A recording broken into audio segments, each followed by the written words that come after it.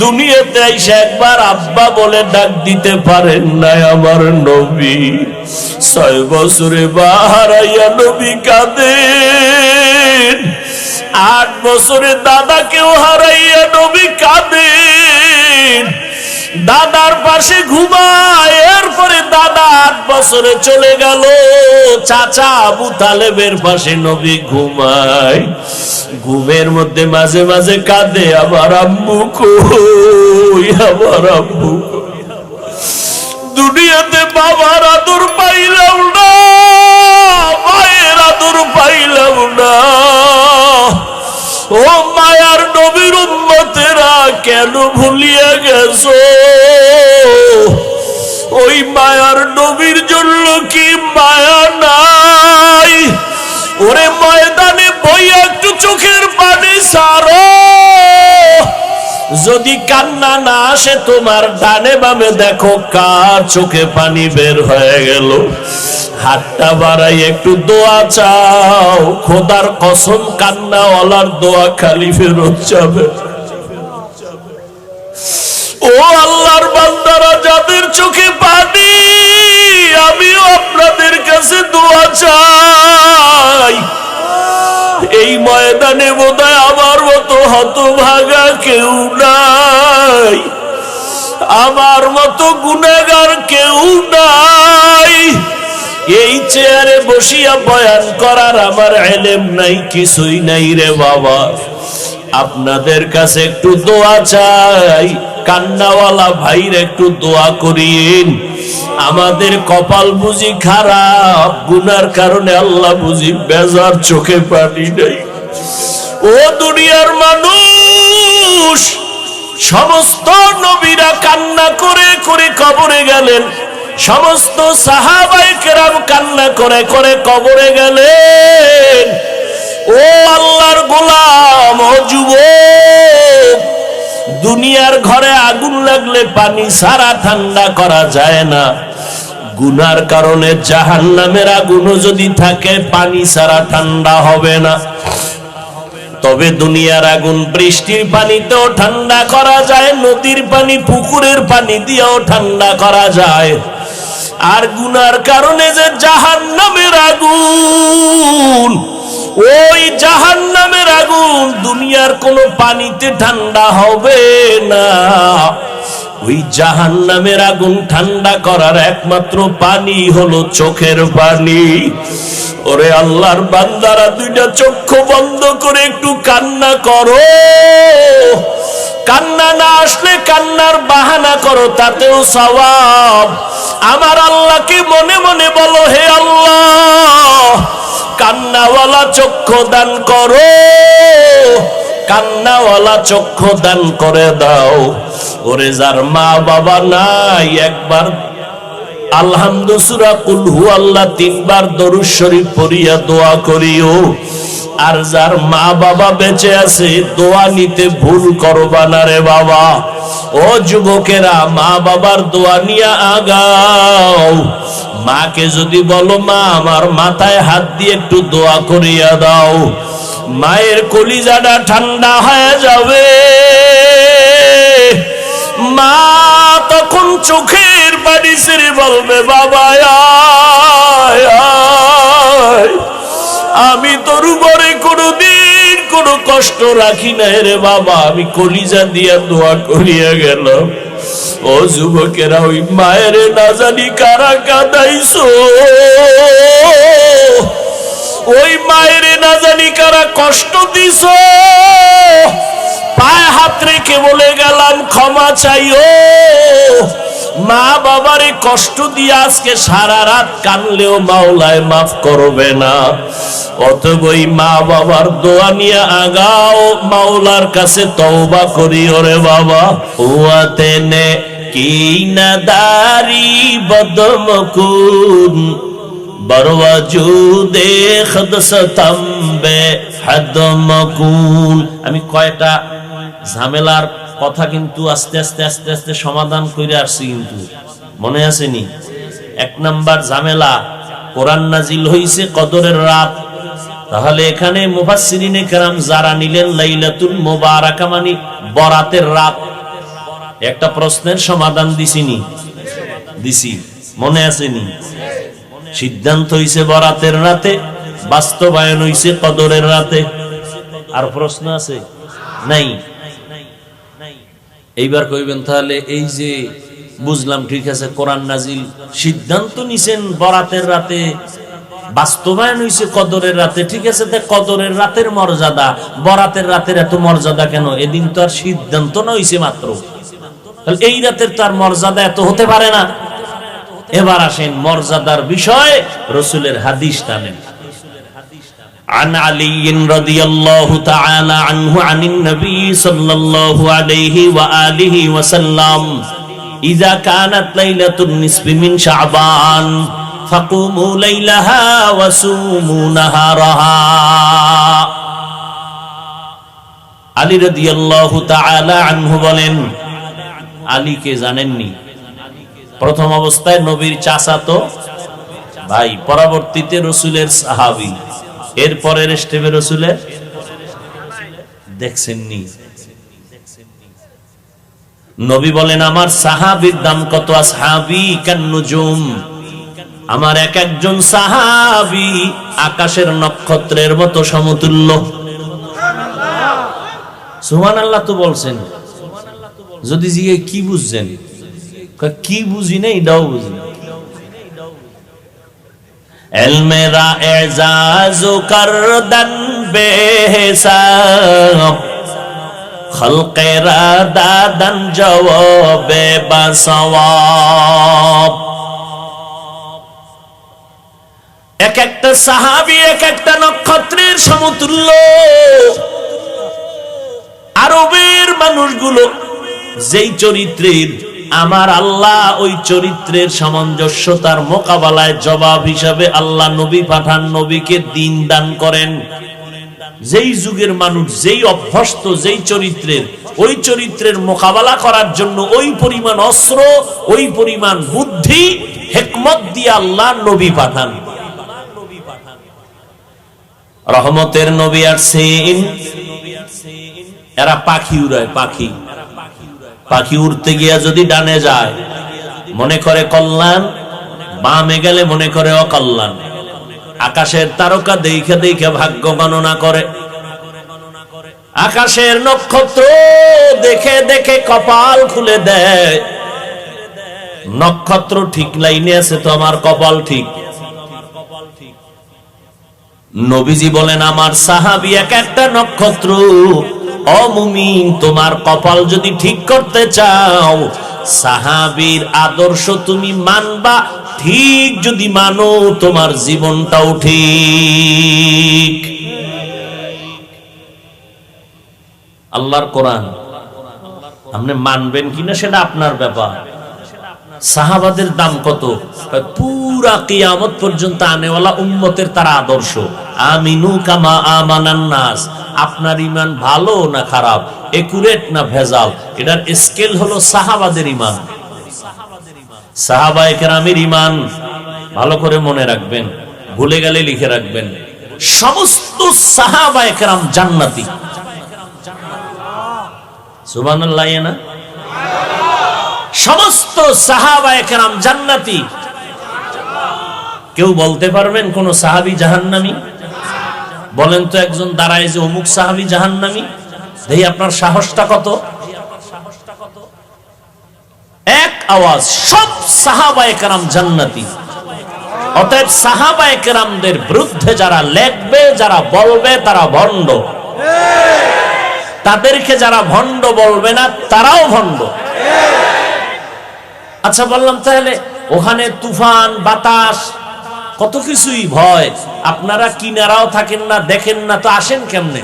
নক্ষত্র দেখে দেখে আমরা পথ নির্ণয় করি। নক্ষত্র দেখে দেখে আমরা সমুদ্র বন্দরের পথ নির্ণয় করে সঠিক পথে যাই।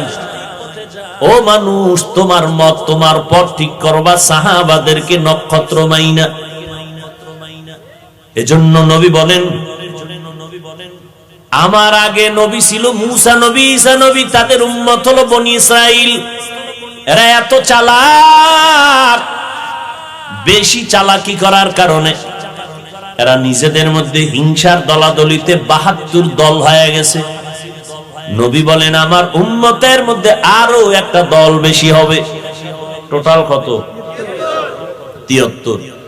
কুল্লুহুম ফিন্নার, সব জাহান্নামে যাবে, সব ইল্লা মিল্লাতান ওয়াহিদা, এক দল জান্নাতে যাবে, এক দল জাহান্নামে যাবে না।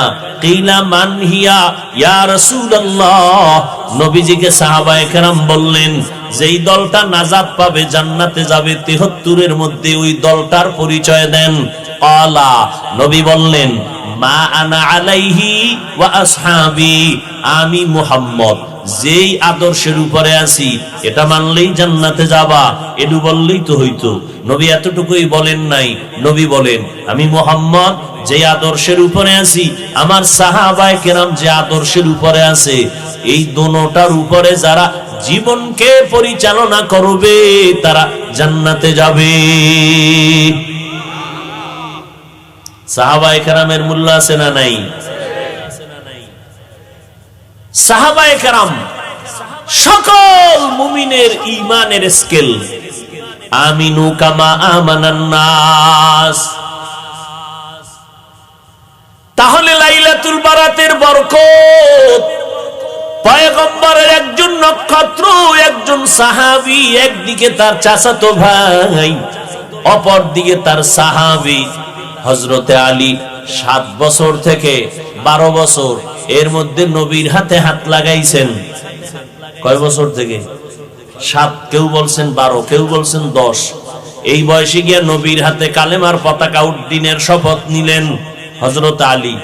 এখন চাচতো ভাই ছিল, এখন কালেমার শপথ নেওয়াতে কি হইছে? সাহাবী। এরপরে হবে কি? জামাতা হবেন। তাও কেমন জামাই? নবীর কলিজা হলো ফাতেমা রাদিয়াল্লাহু আনহা। নবীর 4 কন্যা, এর মধ্যে কলিজা, নবীকে আমার কলিজা কে? ফাতেমা রাদিয়াল্লাহু আনহা। বর্তমান দুনিয়াতেও রহমতের নবীর আওলাদ আর বংশধারাটা এখনো বেঁচে আছে, ধারাটা চলতেছে ফাতেমা রাদিয়াল্লাহু আনহার দ্বারা। নবী বলেন যে ফাতেমারে কষ্ট দাও, সে আমি মুহাম্মদের এই কষ্ট দাও। ওই ফাতেমাকে রহমতের নবী চয়েস করে হযরত আলীর হাতে দিলেন। আলীর ব্যাপারে নবী বলেন আলীর মেধা কত জানো, আলীর দাম কত জানো? আনা দারুল হিকমা ওয়া আলিয়ুন বাবুহা, আমি মুহাম্মদ হলাম ইলম ও হিকমতের ঘর, আর এই ইলম ও হিকমতের ঘরের দরওয়াজা হলো আমার আলী।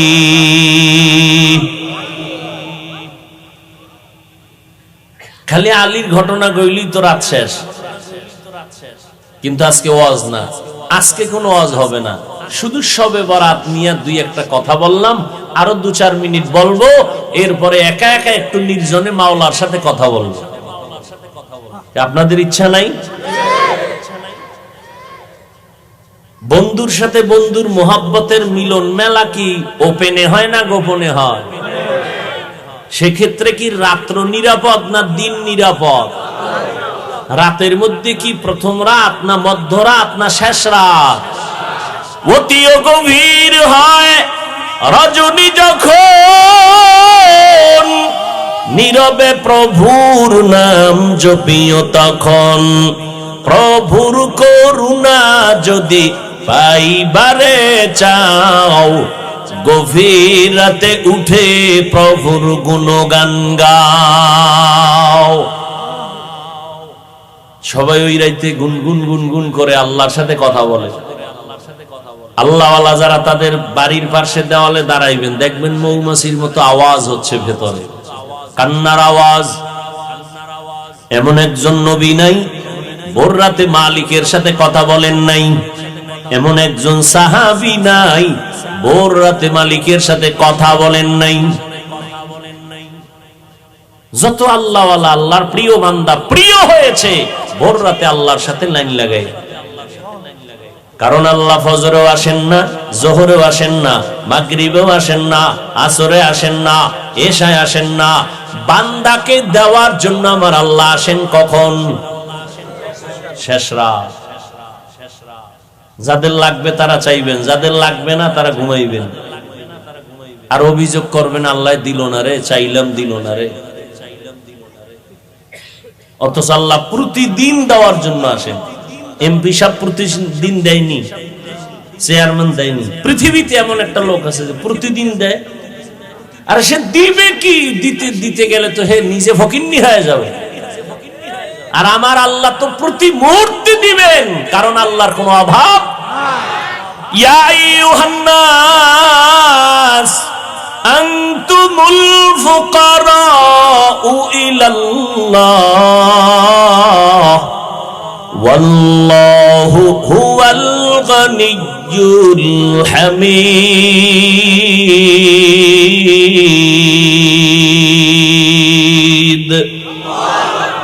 আল্লাহ বলেন, ও মানুষ, তোরা সব ফকির, আমি আল্লাহ ধনী। শুধু ধনী না, আমি প্রশংসিত ধনী। দুনিয়ার মানুষ ধনী আছে না, বদনাম আছে। আমার আল্লাহ বলেন, আমি প্রশংসিত ধনী, আমার কোনো বদনাম। গরতাওয়াকুল মিকুনি হার সবহশাম میرساند رزق تو از لامقام جزبه حقچی زمخا از انسو جا فضل او عامست در جمله جہا انا انزلناه في ليلة مباركة انا كنا منذرين ليلة মুবারাকা উদ্দেশ্য হলো শবে বরাত। শবে বরাতে আল্লাহ কোরআন অবতীর্ণ করেছেন, তার জবাব। কোরআন তো অবশ্যই কদরে নাজিল হইছে, শবে বরাতে আবার হবে কেমনে? জবাব দিয়েছে, এই রাতে নাজিলের সিদ্ধান্ত নিয়েছেন, কদরে বাস্তবায়ন করেছেন। মনে আসেনি? দ্বিতীয় কথা হলো, কোরআন নাজিলের ক্ষেত্রে দুই শব্দ, আনজালনা নাজ্জালনা। আনজালনা মানে একবারে অবতীর্ণ করা, নাজ্জালনা মানে বারবার অবতীর্ণ করা। আল্লাহ আরশে আজিম থেকে একবারে কোরআন অবতীর্ণ করেছেন কদরের রাত প্রথম আসমানে, আর ওখান থেকে জমিনে আমার নবীর কাছে বারবার 23 বছর লাগায় অবতীর্ণ করেছেন। এজন্য আল্লাহ বলেন, ওয়ানুনাজ্জিলু মিনাল কুরআন মা হুয়া শিফা।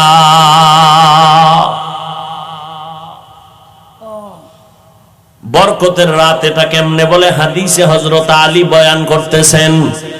নবী বলেন, তোমরা যখন লাইলাতুন নিসফি মিন শাবান, শাবানের মধ্যরাত্র পাইবা, উমু লাইলাহা, রাতের বেলা দাঁড়ায়া আল্লাহর দণ্ডায়মান থাকো ইবাদতের মাধ্যমে, ফাসওয়াসুমু ইয়াউমাহা ওয়াসুমু নাহারাহা, পরের দিন তোমরা রোজা রাখো। এটা নফল ইবাদত। তবে শবে বরাতের কোনো আলাদা ইবাদত নেই, শবে বরাতের আলাদা কোনো রোজা নাই, নামাজ নাই, যেটা শবে বরাত উপলক্ষে নফল হিসাবে করবেন। 1 রাকাত, 10 রাকাত, 8 রাকাত, 2 রাকাত, যা পারেন পড়তে থাকবেন। আর একটা পয়েন্ট মনে রাখবেন, আল্লাহর সাথে মহব্বতের বন্ধন গভীর হওয়ার মাধ্যম দুইটা। কয়টা? 1 নাম্বার মাধ্যম হলো নামাজ, দ্বিতীয় মাধ্যম হলো কোরআনের তেলাওয়াত। কয় মাধ্যম? আল্লাহর সাথে সম্পর্ক গভীর হওয়ার মাধ্যম কয়টা? 1 নম্বরে কি? নামাজ। 2 নম্বরে কি? কোরআন তেলাওয়াত। এজন্য নবী নামাজ পড়তেন বেশি, নামাজে তেলাওয়াত করতেন বেশি। এরে নবীর আশিক আম্মা জান আয়েশা রাদিয়াল্লাহু তাআলা আনহা বয়ান করতেছেন, নবী রমাজান ছাড়া অধিকাংশ রোজা রাখতেন, নফল রোজা বেশি রাখতেন। তবে শাবানে এত পরিমাণ নফল রোজা রাখছেন, অন্য মাসে রাখেন নাই। নবী প্রস্তুতি নিছেন, রোজা আসার আগেই যেন আমি অভ্যাস হয়ে যায় আমার রোজা রাখা।